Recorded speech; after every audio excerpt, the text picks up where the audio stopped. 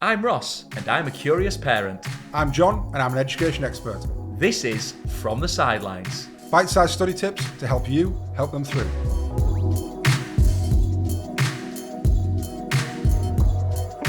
Hello, everyone. Thank you for joining us for another episode of our From the Sidelines series with myself, Ross Bennett, the curious parent.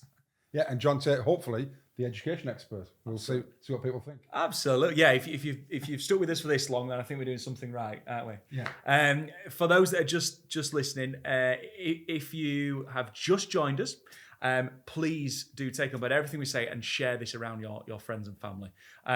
We want to give advice. We want to give snapshots and bites of information that really help you to help them through when it comes to study skills and preparation and helping our young people to do the best that they can do. Absolutely, and I think that goes for all ages, really, whether it's students at primary school, in terms of upcoming kind of SATs, whether it's comprehensive, in terms of secondary school, whether it's into college or even at university. All of these skills they're not specific to a certain age range. It's actually how we learn, how we kind of learn best, and how we work best and organise ourselves best at home. And parents can make a big difference here. So, today's topic, what are you bringing to the table, John? Come on. Well, interesting you talk about bringing to the table. We're going to talk about actually having equipment and ready on the table, and maybe even snacks at hand on the table before we start a study period, to make sure we're fully ready, we've got everything at hand, and this is where parents can play a huge part in this. I must admit, when I saw the little briefing coming in around snacks, I was very excited about that because I do love a good snack. I'm sure you will. Okay, so it sounds straightforward. This you got to have your equipment ready and perhaps a snack. Okay, I'm anticipating that that's quite a straightforward thing. That's something that potentially just would happen in a household. Have I got that wrong? Am I naive in that one? I think you may be naive in Okay. that. And I think that the reason why that might be is that there might be a lot of parents out there who think that. Yeah. And think that when they send their child off to do a task or a study period, especially if they're timing it, and we've done another video on podcast on what we call the Pomodoro technique, on timing it for 25 minutes, that a lot of that first 5 or 10 minutes is completely wasted by actually getting prepared.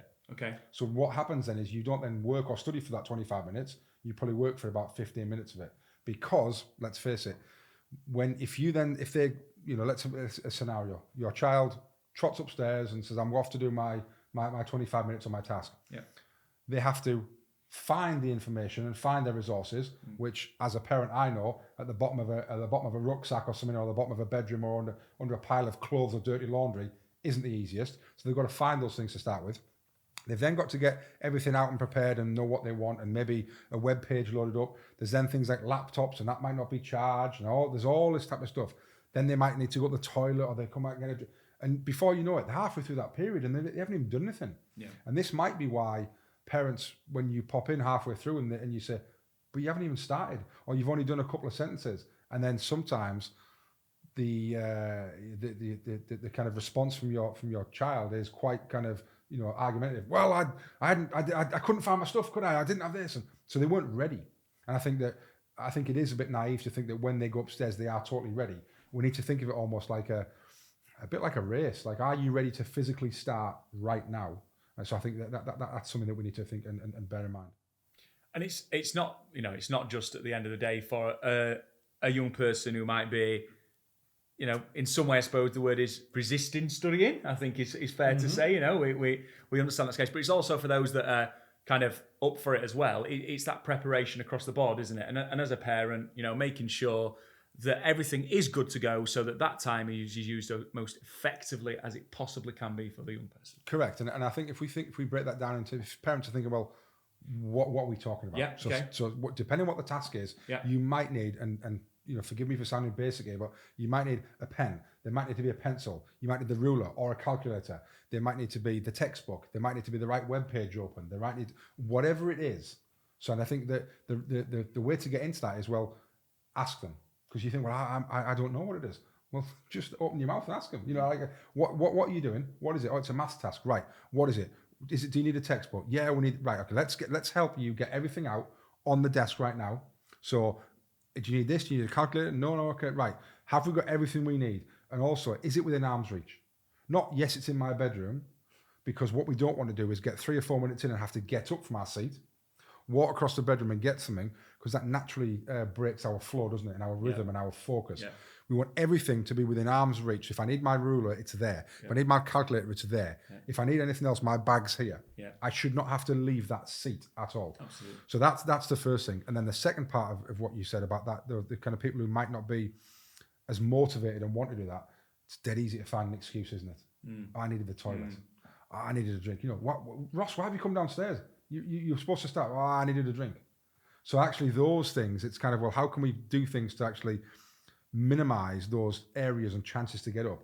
When you leave that room and they're ready to set up, have they got absolutely everything that they need right in front of them, so that if you are going to time it for 25 minutes, when you time it, you know that they literally pens down and they're starting, rather than spending 10 minutes trying to sort things out. So I think that's a really important thing to remember.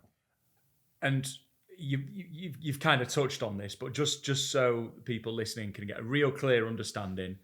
So how would you say that parents can help to make sure that the equipment and a snack or whatever it is ready to go? What is it specifically then that we say that parents can do in this situation? Okay, I think this is easier when your children are younger. Okay. And it might be a bit more difficult, again, just being realistic here, as a parent of an 18-year-old and a 14-year-old. It's a little bit more difficult when they are further up, kind of secondary school into college. But you need to be literally going with them to their study space when they are about to study. Spend 2 or 3 minutes asking, what are you doing? What do you need out? And then let's get it out. Yeah. Not ask them what it is and what they need and then go, oh, okay, and then leave the room. Wait until it's actually out. So you're almost doing that monitoring and checking. Yeah. Can I check that you've got it? Because they might say, I need this, and they might not have it. You might need to go downstairs and get them something else, or get them a fine liner or a ruler or a stapler or whatever it is. So you make sure and you check that everything's there. Once you leave that room, you can be then safe in the knowledge that everything's there and they're about to start. There's then no excuse. There's no excuse if I didn't have this, I didn't have that. All right, it's fine. No. When I left that room, you had, and we agreed that everything was there ready for you to start immediately. So therefore, you are hoping that in that time, then they can really move forward. So that's certainly what everyone can do. But like I say, it becomes a bit more difficult when your children are a little bit older, because they feel like you are just kind of, well, I suppose, mothering them maybe a bit too much, and they sometimes want that independence. But if you've built those habits from earlier on, and you know when they've been younger, you can carry those through. I just think it's good practice, and they can feel supported. And also, a side effect of this is that you get to know what they're doing. You get to have conversations with them. You get to know what type of maths task or what they're doing in English or history. Again, it's great for you to understand that, rather than, I'm going to do my homework, I'll come back down in half an hour. Well, actually, it's nice to know what they're doing as well. And you can have that conversation, because you need to ask what they're doing and what they need, so you find that information out anyway. So it's a win-win situation. And I'm guessing just to kind of complete this bit off, in terms of for someone listening in or watching this as a parent or carer, I'm guessing one of the good things potentially to do would be to have, if you like, a pencil case with everything in it that actually is there in the study space, the study area, kind of sat there permanently, realistically, so that actually the young person is just getting it out from that, rather than traveling around the room and trying to pick up different bits from different places. So you've got that kind of organized piece, even if it is just as something as simple as having the pens, the pencils, the rulers, the calculator in one space, and they're just pulling out from there what they need for that particular task. Absolutely. Make it easy. And actually lots of primary schools have in the middle of their desks. Good point. They have those kind of like troughs almost. Absolutely. Where they have glue sticks, scissors, pens, pencil, highlighter, colours. So again, they don't need students to get up and walk around and be distracted and distract others. They literally, everything's at arm's reach. They grab it, they've got everything they need. And again, if you can create that in the bedroom by even maybe having a different set of equipment that always stays in the bedroom potentially, then we always know where it is. We know where it's there. And once you open that zip, everything's in there. And it goes back in there. That's the other thing, isn't it? Decluttering and keeping tidy, it goes back in there. And that's also part of the learning process and being organised, that clearing up your space afterwards. And I'm sure parents will know that only too well. But it's making it easier for everyone, isn't it? It's having that there. It's only the same as if a parent, is a plumber, is a decorator, is a hairdresser. You have your equipment there ready to go when you get to the job, you're not looking around everywhere for it each time you're trying to do a different part of it. Absolutely, definitely. As much as I love pens and pencils and rulers, I really do love drinks and snacks. Okay, so tell me now, why drinking a snack? Is it helpful? Is it worthwhile? It's not another just a distraction, is it, for a young person? No, well, it can be. It depends what you put on the desk. Okay. But I think that it's twofold, really. First of all, it stops them using it as an excuse. Like, I needed a drink. Yeah. I needed a snack. I got hungry. I had to get up and get it. Exactly. Yeah. So if we can, again, put those things on. So we've got the laptop, we've got the charger, we've got the book, the pens, all that kind of stuff. But we also say, you're going to be up here for 25 minutes doing this. So there's a glass of orange or a glass of water, and here is a quick snack.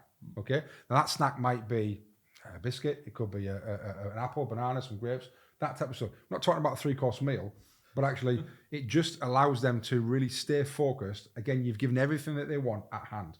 No excuse. I don't need to come down for anything. Okay?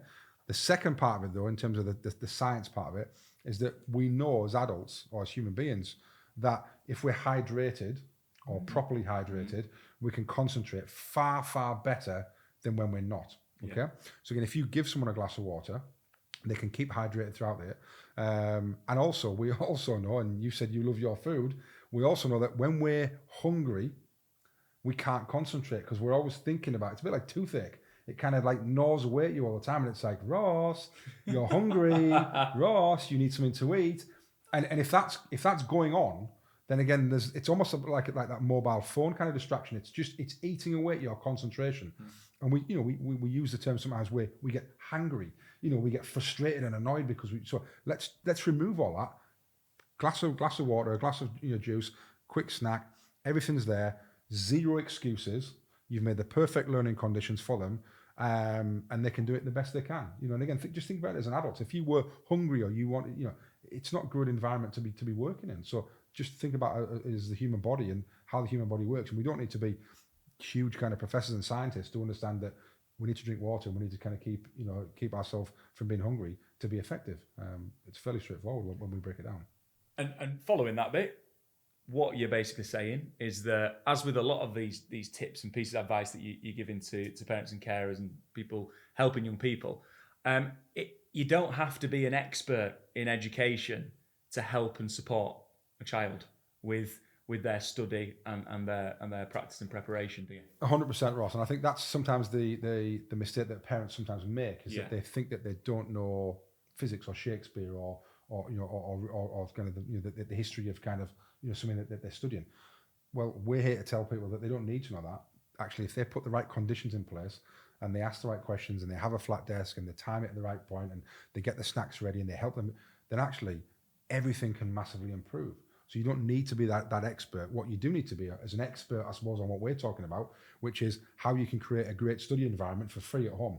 And if you can become an expert at that and you can actually link some of those techniques together, you then almost become that kind of, I think I've mentioned it before, like that parent superpower. You can really use some of those techniques and those hacks side by side to become amazing. So for instance, this one, if you've got that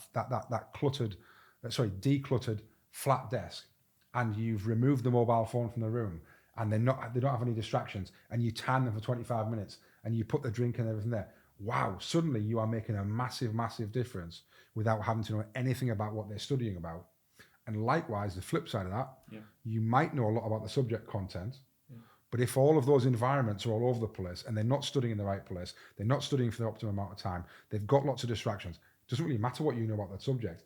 Those students or your children are not going to be learning that information because it's not done in the right environment. So absolutely get the environment right, and you don't need to know about the content. So hopefully that'll be a big relief to lots of parents who really want to help. Yeah, and just to finish off from the perspective of what you've said there, we all know that ultimately to be able to concentrate, you need to be hydrated, you need to have food and fuel, you need to have the equipment around you. And what we're saying in this podcast episode is have all of those in one place at the start before they get down to their studying. It makes your life easier in terms of ensuring that they're on it straight away. The young person is using their time really wisely and actually doing the studying during that period of time. So, as with all of these, we're not trying to boggle minds. We're trying to give bite-sized chunks. That's what we're trying to do. And another cracker. And I love how kind of simple these are, but also at the same time things that make perfect sense, and you can see the impact that they would have on a young person. So I think that's it, isn't it? I think so. Yeah, nice and easy. Hopefully, something that people can put in place immediately. Today, tomorrow, tonight, whenever it is.